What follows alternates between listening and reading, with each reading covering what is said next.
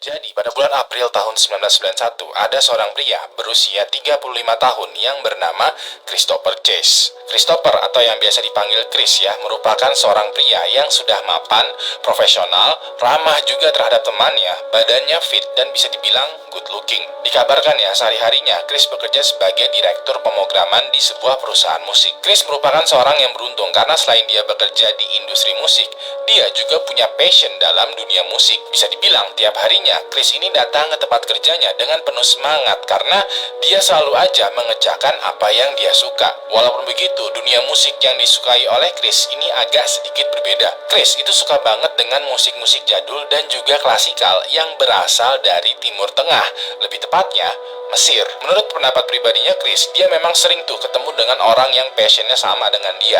Tapi pas ngobrol lebih lanjut, jarang banget nih ada yang suka dengan musik klasik dari Mesir. Nah, kehidupan Chris ini bisa dibilang normal-normal aja. Dia setiap harinya kerja, terus terkadang pas weekend dia sukanya keluyuran sendiri. Ya, you know lah, dengerin live musik, nongkrong di kafe, ngebar, nonton di bioskop, dan lain sebagainya. Lalu semuanya berubah ketika di malam Chris bertemu dengan satu orang wanita. Pada tanggal 11 April tahun 1991, Chris melakukan perjalanan dinas ke kota San Francisco, Amerika Serikat. Pada saat itu ya, Chris ke sana bareng teman-teman kerjanya. Di siang harinya, mereka melakukan kerjaannya terlebih dahulu, dan pas malamnya tiba, Chris bersama teman-temannya ini hangout gitu di sebuah restoran yang juga ada barnya. Begitu Chris sampai di sana, dia dan teman-temannya itu mulai makan, ngobrol, dan minum-minum. Namanya juga minum di bar ya, pasti ada aja tuh interaksi di antara satu circle pengunjung dengan pengunjung lainnya. Nah, pas sudah beranjak agak larut malam ya, teman-temannya Chris ini udah pada mencar, udah pada sibuk sendirilah dengan teman ngobrolnya masing-masing. Chris pada saat itu lagi duduk aja sendirian di bar sambil minum. Gak lama ada satu cewek yang nyamperin Chris, ngajak kenalan. Chris dengan sopan dan terbuka ya menerima ajakan untuk berkenalan, mempersilahkan wanita ini untuk duduk di sampingnya, dan mereka mulai tuh ngobrol-ngobrol. Sedikit kendala ya, gue nggak nemu nih siapa wanita yang ngobrol dengan Chris pada malam itu.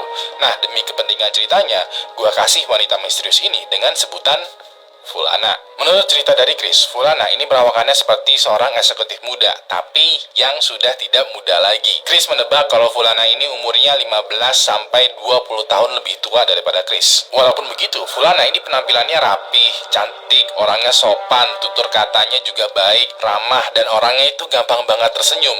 Tipikal-tipikal seorang wanita yang emang asik banget untuk diajak ngobrol. Chris dan Fulana kan ngobrol-ngobrol tuh di meja bar. Pas lagi ngobrol-ngobrol, Chris mengetahui kalau Fulana ini ternyata mempunyai passion yang sama, yaitu passion di dunia musik. Yang membuat Chris lebih kagum lagi adalah Fulana ternyata secara spesifik ya mempunyai kesukaan di musik klasik yang berasal dari Mesir. Pas itu Chris langsung takjub karena jarang banget loh ada orang yang suka musik klasik dari Mesir.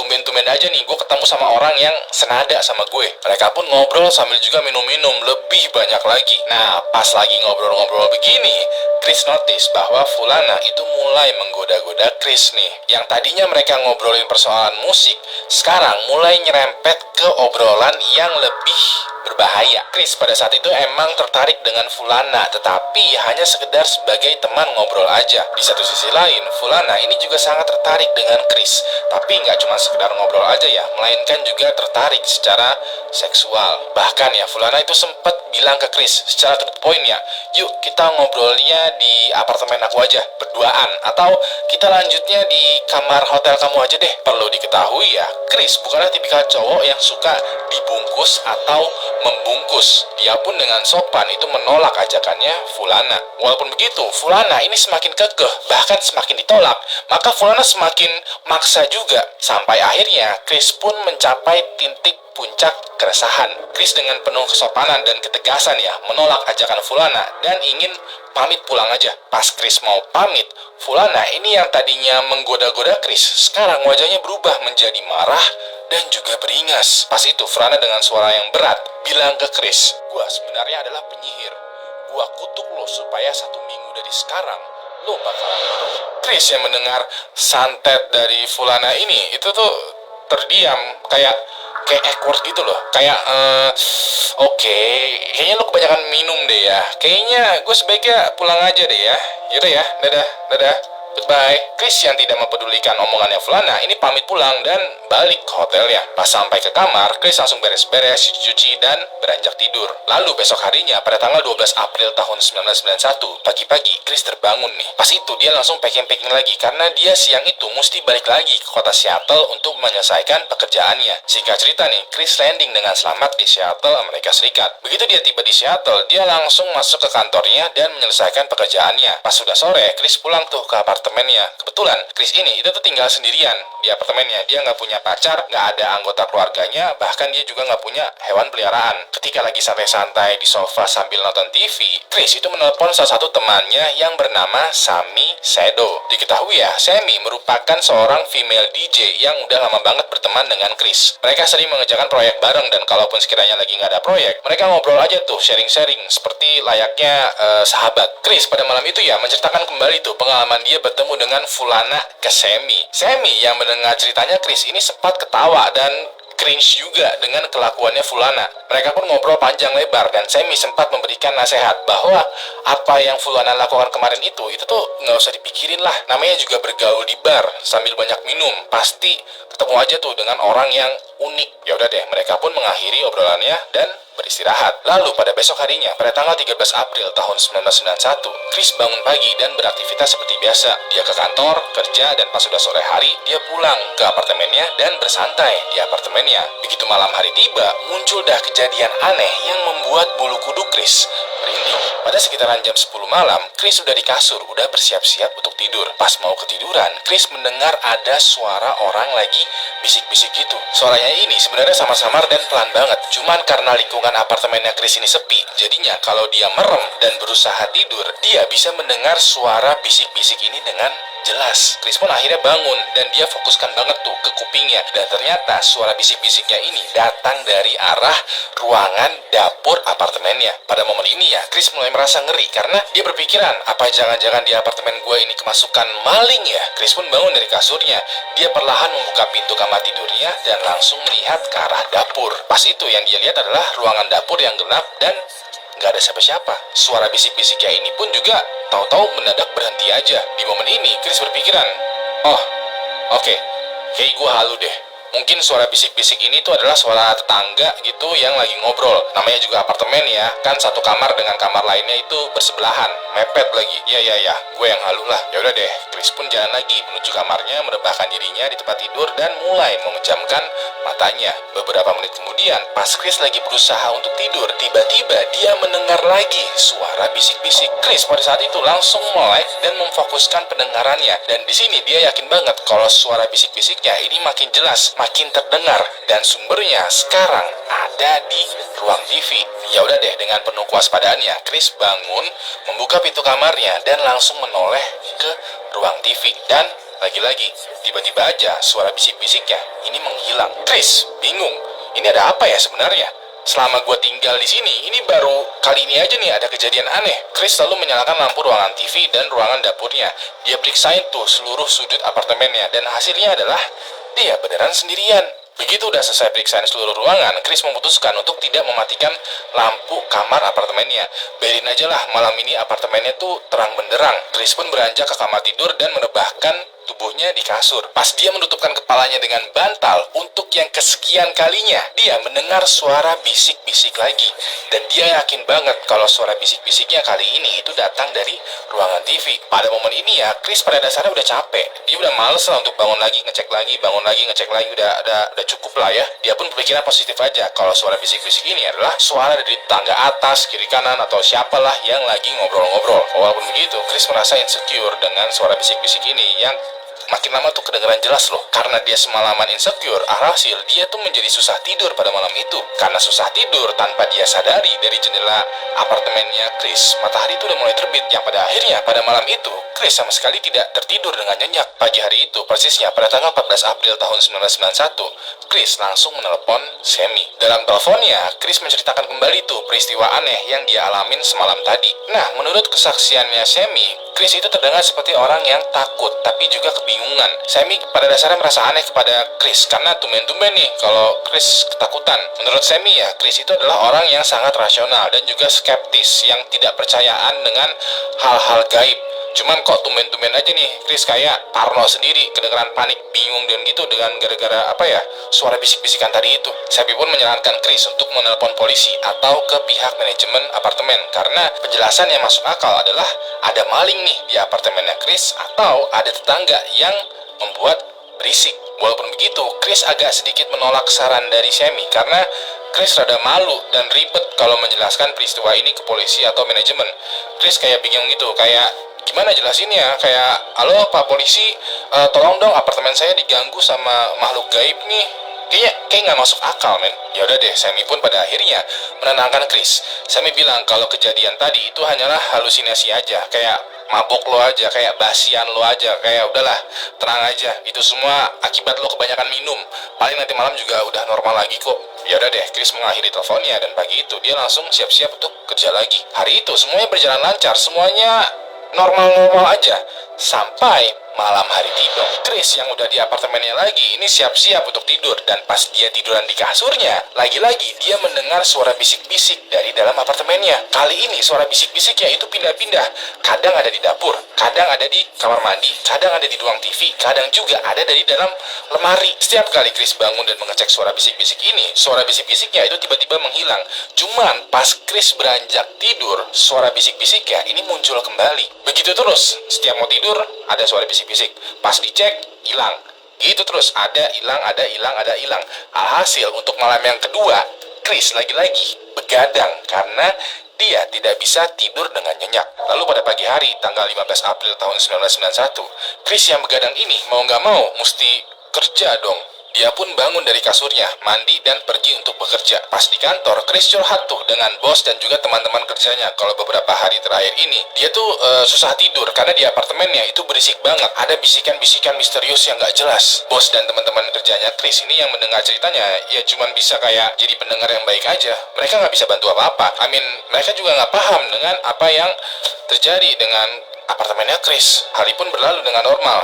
Chris bekerja seperti biasa dan pas sudah malam, Chris pulang tuh ke apartemennya. Begitu dia tiba di apartemennya, Chris bertekad bahwa dia harus tidur pada malam itu. Chris sendiri udah ngantuk, udah capek banget karena selama 2 malam terakhir dia tuh selalu begadang. Ya udah deh, setelah beres-beres dan cuci-cuci, Chris langsung matiin lampu kamar apartemennya dan beranjak tidur. Sayangnya pas Chris udah tiduran di kasur, lagi-lagi dia mendengar suara bisikan misterius dari berbagai sudut apartemennya. Pas ini ya, Chris merasa bodo amat. Dia kayak merasa, persetan lah dengan suara bisikan ini. Gue tuh udah capek banget, men. Gue tuh udah ngantuk. Gue tuh pengen tidur. Gue sama sekali gak pedulilah dengan suara-suara bisikan ini. Alhasil, bener tuh, Chris pada malam itu beneran tertidur.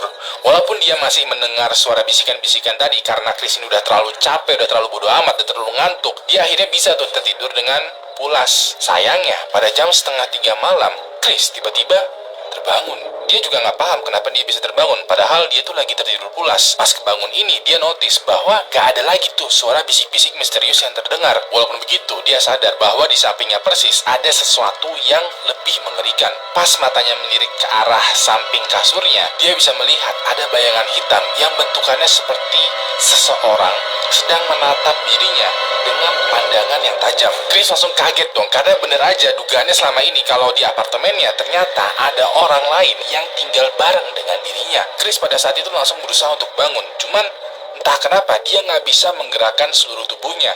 Yang dia hanya bisa gerakan pada saat itu hanyalah lirikan matanya. Ternyata ya pada momen ini Chris sedang ketindihan dan dia kayak punya feeling kalau siapapun yang sedang berdiri di samping kasurnya ini bukanlah manusia. Gak lama, tangan dari bayangan hitam ini mulai mendekati lehernya Chris. Pas itu si bayangan ini mencekik Chris sampai keras banget, sampai-sampai Chris itu kesusahan untuk bernafas. Chris juga gak bisa menggerakkan tubuhnya karena somehow tubuhnya itu ketindihan. Yang bisa Chris lakukan hanyalah pasrah aja melihat bayangan hitam ini mencekik tubuhnya Chris. Di momen itu ya Chris sadar bahwa kayaknya malam ini gue bakalan meninggal dunia. Begitu Chris sudah mulai pasrah, tiba-tiba Chris terbangun. Dia langsung duduk di kasurnya gitu dan penuh keringat dingin. Dia juga melihat sekeliling kamarnya dan ternyata bayangan hitamnya ini itu udah nggak ada. Chris ini mendadak bingung. Yang tadi itu beneran kejadian nyata atau sekedar mimpi gua aja. Semuanya tuh berasa real, berasa kejadian nyata. Tapi di saat yang bersamaan, semuanya juga berasa seperti mimpi. Dia pun bangun dari tempat tidurnya, nyalain lampu kamar tidur, ruang TV, ruang dapur, kamar tidur, pokoknya semua lampu yang ada di apartemen ini dia nyalain. Begitu apartemennya udah terang benderang, dia sempat melihat ke arah kaca yang menempel di tembok, dan ternyata di lehernya itu ada semacam bekas tangan yang sedang mencekik Chris. Pada momen ini dia yakin kalau bayangan hitam tadi yang mencekik dia itu bukanlah mimpi, melainkan kejadian nyata. Chris langsung mengambil telepon dan menelpon tuh ke Sammy. Sambil nunggu teleponnya Sammy diangkat, Chris juga keliling-keliling apartemen tuh memeriksa seluruh sudut ruangan. Begitu teleponnya Sammy ini diangkat, Chris dengan panik ya bercerita ke Sammy. Chris kayak meminta Sammy untuk datang malam itu juga nemenin Chris. Sayangnya Sammy lagi ada job di luar kota, jadinya nggak banyak hal yang bisa Sammy lakukan. Sammy menyarankan Chris untuk menelepon polisi karena gangguan yang ada di apartemennya ini udah mulai membahayakan dirinya Chris. Walaupun begitu, Chris lagi-lagi menolak saran dari Sammy karena selain Chris tidak punya penjelasan yang masuk akal untuk dijelaskan ke polisi, Chris juga tidak menemukan tanda-tanda keberadaan orang lain selain dirinya. Selain itu juga, Chris tidak menemukan tanda-tanda bahwa apartemennya itu dibobol oleh maling atau orang asing. Pada momen ini ya, Chris kayak stres, kayak panik gitu, kayak bingung karena dia yakin kalau dia tuh lagi nggak sendirian. Ada maling, ada orang jahat gitu yang gangguin Chris selama beberapa hari terakhir. Tapi satu sisi lain, Chris juga tidak mempunyai bukti mengenai keberadaan orang lain ini. Nah, pada momen ini ya terjadi perdebatan tuh antara Chris dan Sammy. Sammy memaksa Chris untuk menelpon polisi, tapi Chris masih juga nggak mau untuk menelpon polisi. Beberapa jam pun berlalu dan matahari mulai terbit kembali. Untuk yang ketiga kalinya nih ya, Chris masih belum bisa tidur dengan nyenyak. Ya udah deh, pembicaraan telepon antara Chris dan Sammy pun dihentikan karena Sammy lama-lama makin kesel juga dengan Chris yang agak keras kepala. Pada pagi hari ini ya, persisnya pada tanggal 16 April tahun 1991, Chris menelpon bosnya dan bilang bahwa dia mau ambil cuti dulu nih untuk hari ini dan besok. Setelah ngobrol-ngobrol dan cerita-cerita dengan bosnya, Chris yang kondisinya mukanya udah pucat selama 3 hari ini belum tidur ya, langsung bergegas ke toko buku terdekat. Pada hari itu, Chris pergi menuju sebuah toko buku yang bernama Evangel Incorporated. Diketahui toko buku Evangel Incorporated ini adalah sebuah toko buku yang secara khusus menjual buku-buku tentang segala macam agama. Nah, biasanya ya di toko buku yang menjual buku-buku keagamaan, pasti ada aja tuh buku-buku yang membahas tentang gangguan makhluk gaib. Begitu Chris sampai di toko buku ini ya, Chris langsung memborong berbagai macam buku keagamaan yang isinya adalah cara-cara menangkal gangguan makhluk gaib. Selain itu juga, Chris membeli banyak sekali salib yang nantinya dia bakalan tempelin di seluruh tembok apartemennya. Setelah itu, Chris juga membeli berkantong-kantong garam karena menurut pengetahuan dia ya, garam itu kayak bisa menangkal makhluk gaib. Chris pun kembali ke apartemennya dengan berbagai macam belanjaan ini. Di apartemennya, dia langsung pasangin tuh banyak banget salib di tembok apartemen. Dia juga menaburkan garamnya itu di sudut tembok, di jendela, terus juga di pintu dengan harapan gak ada makhluk gaib yang masuk ke apartemennya. Seharian penuh tuh dia membentengi apartemennya dengan berbagai macam salib dan garam. Tapi anehnya, walaupun apartemennya ini udah dibentengin, pada malam harinya Chris memutuskan untuk tidak tidur di apartemennya. Dia kayak berubah pikiran gitu. Dia kayak, oke, malam ini tidur di hotel aja deh. Kayaknya walaupun udah dibentengin, udah dipasangin salib sama garam, gue masih punya firasat yang gak enak nih. Ya udah deh, pada malam itu Chris keluar dari apartemennya, check-in hotel dan tidur di sana. Lalu besok harinya, pada tanggal 17 April tahun 1991, di sekitaran jam 7.30 pagi, Sammy menelpon ke apartemennya Chris. Terakhir kali mereka teleponan, mereka lagi berdebat gitu dan debatnya diakhiri dengan Sammy yang bete ke Chris. Nah, pada hari ini, Sammy sengaja nelpon duluan ke Chris karena Sammy juga kepo nih dengan kondisinya Chris. Sayangnya, panggilan dari Sammy ini tidak terangkat. Pada momen ini ya, Sammy nggak tahu tuh kalau Chris sebenarnya lagi bermalam di hotel. Dirasa telepon yang nggak diangkat-angkat oleh Chris, Sammy berinisiatif untuk menelpon 911. Sammy menelpon 911 dan meminta operator 911 untuk mengirimkan polisi ke apartemennya Chris. Sammy lalu dengan panjang lebar menceritakan kondisinya Chris dan singkat cerita ya, operator 911 itu setuju akan mengirimkan polisi untuk mengecek kondisinya Chris. Operator 911 bilang ke Sammy bahwa nanti Sammy akan dihubungi lagi nih kalau polisi udah di apartemennya Chris. Ya udah deh, sekitaran 1 jam kemudian, Sammy mendapat telepon dari polisi. Polisi yang menelpon Sammy bilang bahwa polisi ini tuh udah mengetok-ngetok apartemennya Chris, cuman nggak ada jawaban dari Chris. Pintu apartemennya juga dikunci, jadinya polisi itu nggak bisa masuk. Sammy pada saat itu kayak memohon ke polisi untuk masuk aja ke apartemennya Chris, dobrak aja pak pintunya, pokoknya hancurin aja lah, jebolin aja lah, nggak apa-apa kok. Walaupun begitu, permohonannya Sammy ini ditolak oleh para polisi karena ya Tugasnya mereka itu cuma meriksa. Kalau sekiranya pas apartemennya diperiksa dan nggak ada jawaban, ya udah mau gimana lagi. Lagi pula ya tidak ada kasus yang sedang berlangsung. Kalau sekiranya ada kasus dan berhubungan dengan Chris, baru deh mungkin polisi-polisi itu bakalan mendobrak masuk ke apartemennya Chris. Dirasa kayak nggak ada harapan ya untuk masuk ke apartemennya Chris. Setelah melaporkan hal ini ke Sammy, para polisi itu pun pulang. Pada hari itu nggak ada tuh hal yang bisa Sammy lakukan selain menunggu kabar dari Chris. Besok harinya, pada tanggal 18 April tahun 1991, sekitaran jam 1 siang, Sammy kali ini mendapatkan panggilan telepon. Pada saat itu, Sammy mendapatkan telepon bukan dari Chris, melainkan dari bosnya Chris. Kebetulan bosnya Chris ini juga kenal dengan Sammy karena seperti yang gue ceritakan tadi ya, Sammy ini pernah kerja bareng dengan Chris. Di dalam teleponnya ini, bosnya Chris ini nanya ke Sammy, kok Chris gak masuk ya? Kamu tahu nggak kabarnya Chris itu gimana? Gue khawatir nih, soalnya Chris beberapa hari terakhir ini kayak rada aneh nih. Nah pas itu, Sammy juga menjelaskan kalau dia kemarin juga nyariin Chris, bahkan sempat meminta tolong polisi untuk mengecek apartemennya Chris. Sammy pun menjelaskan semuanya ke bosnya Chris dan mereka tuh bertukaran informasi gitu mengenai sekiranya apa sih yang sebenarnya terjadi dengan Chris. Ujung dari diskusi ini adalah mereka berdua pada akhirnya melaporkan Chris sebagai orang hilang. Kalau sekiranya Chris masuk ke dalam kasus orang yang hilang, maka polisi bisa tuh mendobrak masuk ke apartemennya Chris. Harapannya adalah dari situ mulai kebayang tuh sekiranya petunjuk mengenai kabarnya Chris itu tuh bagaimana. Singkat cerita, kasusnya Chris pun naik menjadi berita acara dan polisi pun mendatangi kembali apartemennya Chris. Nah, terakhir kali polisi datang ke apartemennya Chris ya, pas mereka mau coba buka pintunya itu nggak bisa kebuka karena terkunci. Anehnya adalah pas hari ini, pas polisi mau coba buka pintu apartemennya Chris, pintunya malah tidak terkunci. Begitu polisi masuk ke apartemennya Chris, mereka semua mendapati pemandangan yang aneh nih. Yang polisi lihat pada saat itu adalah kamar apartemennya Chris ini gelap banget. Gorden yang ada di jendela apartemennya ini sengaja ditutup supaya cahaya tuh nggak masuk ke dalam apartemen. Selain itu, di dinding apartemennya Chris itu ada banyak banget salib-salib yang menempel. Di berbagai sudut apartemen dan juga lantai itu ada kayak garis putih gitu yang terbuat dari garam. Selain itu, ada juga nih lilin-lilin api di sudut-sudut ruangan. Beberapa ada yang masih nyala, beberapa lagi udah padam dan meleleh. Polisi dengan perlahan ya masuk ke apartemennya Chris sambil juga memanggil-manggil Chris. Mereka coba periksa tuh kamar tidurnya, ruang TV, dan juga dapur.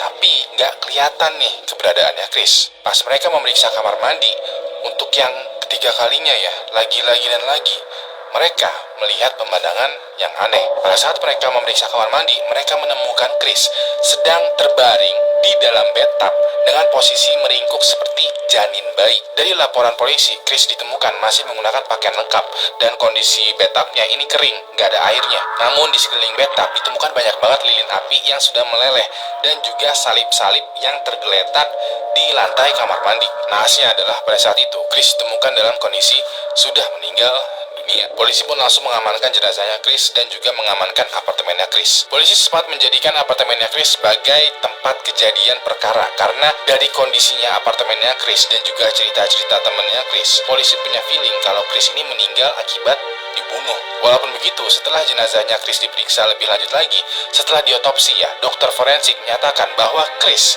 meninggal dunia akibat serangan jantung. Hasil pemeriksaan yang lebih detail menyebutkan bahwa tidak ditemukan tuh adanya luka-luka di tubuhnya Chris.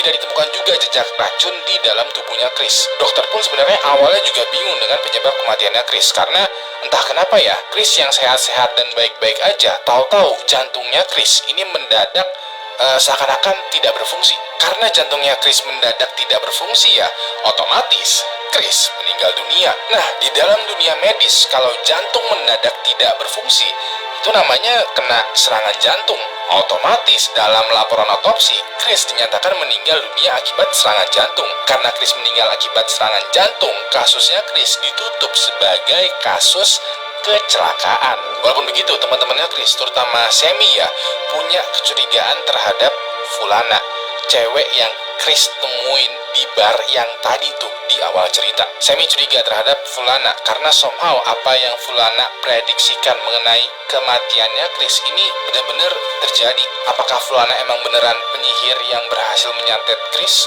Atau Fulana diam-diam meracuni Chris? Atau ini semua hanyalah kebetulan? Sampai sekarang kisah nyata mengerikan mengenai Chris masih menjadi kasus yang belum terpecahkan.